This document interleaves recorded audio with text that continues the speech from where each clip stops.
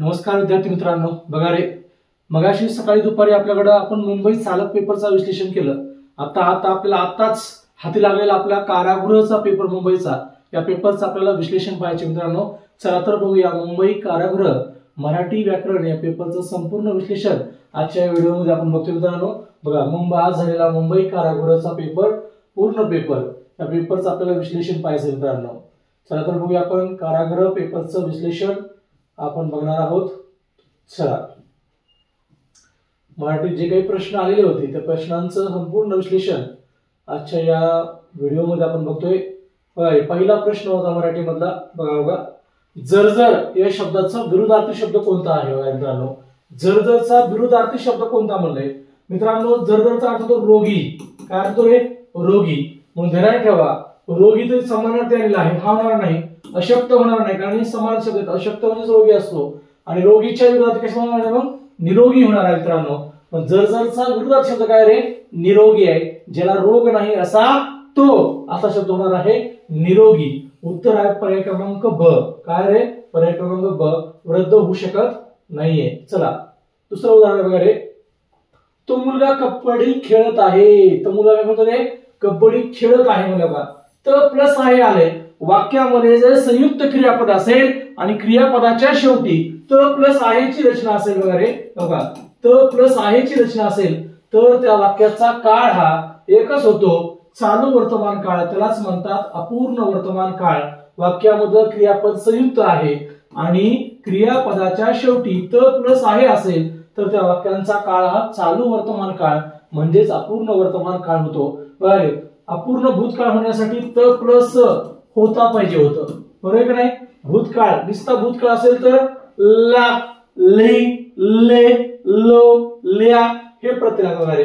निरीक्षणी क्रियापद पाहिजे आणि ला, ली, ले, लो आणि ल्या हे प्रत्यय लागतात मित्रांनो। आणि साध्या वर्तमान काळामध्ये तो, ती, ते किंवा तेस, तोस, त्यास हे एकही क्रियापदामध्ये प्रत्यय लागतात मित्रांनो। आपल्या इथं आलेला प्रश्न हा खेळत आहे होता आणि तो संयुक्त क्रियापदाचा होता, शेवटी त प्लस आहे होतं, पण उत्तर मित्रांनो अपूर्ण वर्तमान काळ। काय उत्तर रे? अपूर्ण वर्तमान काळ आहे बघा उत्तर। चला, पुढचा प्रश्न याच्यामध्ये रे, खालीलपैकी कोणते सर्वनाम लिंग भेदाप्रमाणे बदलत नाही म्हणले बरे? लिंग भेदाप्रमाणे बदलत नाही म्हणले, प्रश्न नीट वाचायचा बरे। लिंग भेदाप्रमाणे बदलणारे कोण आहेत? बदलणारे आहेत तो, हा, जो। ह्याच्यामध्ये तो आलाय, जो आलाय, हा आलाय, आपल्याला बदलत नाही म्हणले। न बदलणारा कोण आहे? मग मी आहे बघा, मी आहे, मी आहे। मी हे सर्वनाम लिंग भेदाप्रमाणे बदलत नाही। मी हे सर्वनाम वचनानुसार बदलते वगैरे, वचनानुसार बदलणारे, वचनानुसार बदलणारे कोणाकडे? मी आहे, तू आहे, तो आहे, हा आहे आणि जो आहे। त्याच्यामध्ये तो, हा, जो लिंगानुसार पण बदलतात आणि वचनानुसार सुद्धा बदलतात, म्हणून ध्यानात ठेवा, तो, हा, जो लिंगानुसार बदलतात, मी हे वचनानुसार बदलते, वचनानुसार बदलते, म्हणून लिंगाभेदाप्रमाणे बदलत नसलेलं सर्वनाम पर्याय क्रमांक ब मधला आहे। उत्तर आहे मी। काय उत्तर आहे रे? मी हे उत्तर आहे बघा। नकल या शब्दाचं अनेक वचन खालीलपैकी कोणत्या प्रमाणात म्हणले? नकलचा नकला। काय होतं रे? नकला बघा, नकल्या होत नाही, नकली होत नाही, नकले होत नाही, तर पर्याय क्रमांक ब आहे, नकला होते। नकल अकारांचं आकारांत होते बघा पूर्णपणे, हे उत्तर आहे। पुढचा प्रश्न बघा रे, पेढा देताना संधी फसला या वाक्यातलं देताना हा शब्द खालीलपैकी काय आहे? मित्रांनो बघा रे, पेढा देताना संधी फसला या वाक्यातलं देताना हे काय आहे म्हणले? क्रियाविशेषण आहे, क्रियापद आहे, शब्दोगी अव्यय आहे, विशेषण आहे। वाक्य मूळचा असा बघा रे, संधी पेढा, अरे संधी फसला पेढा देताना असं वाक्य असायला पाहिजे होतं पूर्णपणे। देताना हे वाक्यातलं मित्रांनो क्रियापद आहे। काय रे? क्रियापद आहे बघा, दे हा धातू आहे, तर ता प्रत्ययाला प्रत्यय लागलेला आहे। वाक्यातलं ऑलरेडी ते काय आहे रे? क्रियापद आहे। क्रियापदामध्ये धातू साधित असायला पाहिजे होतं, शब्दव्यवहारांसाठी शब्दाला शब्द जोडला पाहिजे होता, तसं नाहीये तिथलं। हे विशेषण तर नाहीये वाक्यामध्ये, कुठंच रंग, रूप, चव, आकार नाहीये, गुण नाही, संख्या नाही, काहीच नाही। आणि हे वाक्यातलं क्रियाप्रश्न होऊ शकत नाही, कारण वाक्यामध्ये वेळ नाहीये, स्थळ नाहीये, रीत नाहीये आणि याच्यामधलं काय म्हणतात आपला संख्या सुद्धा नाहीये, म्हणून उत्तर होणार आहे क्रियापद ऑप्शन नुसार. बरोबर की नाही? तसा हा ऑप्शन नुसार याचं उत्तर धातू साधित पाहिजे होतं, परंतु इथं उत्तर क्रियापद ऑप्शन मध्ये आहे, पण उत्तर क्रियापद यायला पाहिजे. आय थिंक माझ्यामध्ये बरोबर थोडासा कन्फ्युजन भाग आहे इथला. मी पुस्तक वाचले असेल वगैरे, मी पुस्तक वाचले असेल, वाचले असेल वाच धातू आहे, ले प्रत्यय लागलाय आणि असेल म्हणले, असेल असं म्हणले आहे. तर वाक्यामध्ये वाचले असेल असं आलं असेल तर इथं पूर्ण अक्षर आहे. पूर्ण बघा रे, ल ले ला ली ले याच्यामध्ये पूर्ण काळामध्ये ला लिहिले येते आणि पूर्ण तो कोणता आहे? भविष्य काळ आहे. काय रे? पूर्ण भविष्य काळ. ल प्लस असं नाही येतं पूर्ण. अपूर्ण भूतकाळामध्ये आपण बघितलं मग अशीच त प्लस होतो येते शेवटी. बरोबर नाही? पूर्ण वर्तमान काळामध्ये ल प्लस आहे येते आणि अपूर्ण भविष्य काळामध्ये त प्लस असे येते. इथं ल प्लस असे नातं म्हणून पूर्ण भविष्य काळ. उत्तर काय रे? पूर्ण भविष्य काळ आहे.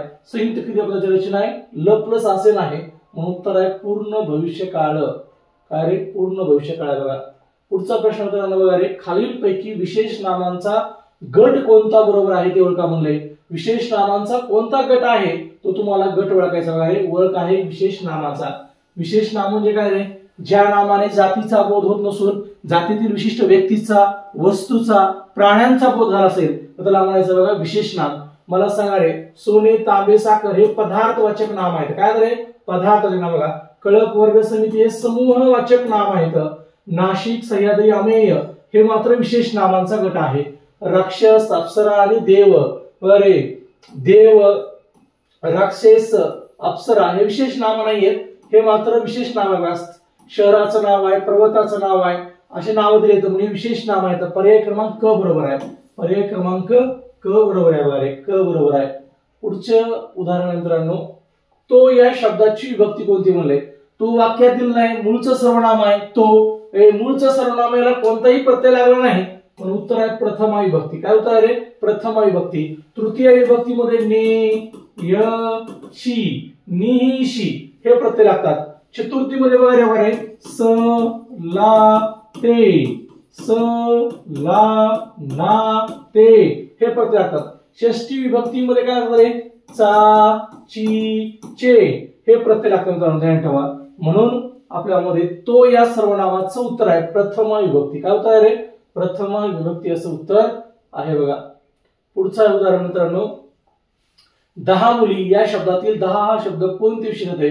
बरे 10 संख्या दिलेली आहे. बरोबर नाही? संख्या दिल्यावर गुण नाही, गुणामध्ये रंग येणार आहे, रूप येणार आहे, चव येणार आहे, आकार येणार आहे, अवस्था येणार आहे. संख्या आहे म्हणून संख्या विशेषण आहे. बघा ध्यान ठेवा. वाक्यामध्ये 10 हे सर्वनाम नाही मग सर्वनाम होणार नाही आणि यापैकी उत्तरचा काही संबंधच नाही. संख्या आहे म्हणून संख्या विशेषण आहे. बघा पर्याय क्रमांक ब हे त्याचं अचूक उत्तर आहे मित्रांनो. बरे पुढची म्हण दिलेली आहे, पाय धु तर म्हणे तोडे केवड्याचे.